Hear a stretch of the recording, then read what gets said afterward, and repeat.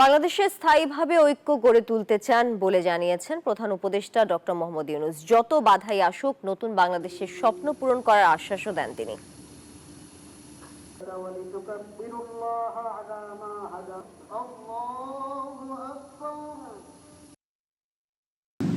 জাতির জন্য যেন স্থায়ী হয়, আমরা যেন একটা বান্ডেল থাকলে প্রতি সেনমানিতে টাকা বাঁচবে। বিকাশ সেনমানি বান্ডেল কিনে জিতুন প্রতি লেনদেনে। যারা আত্মত্যাগ করেছেন, যারা নতুন বাংলাদেশের স্বপ্ন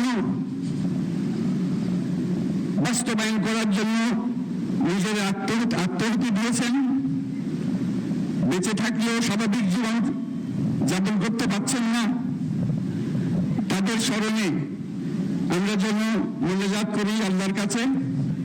আমরা অবশ্যই সেই স্বপ্ন বাস্তবায়ন করব।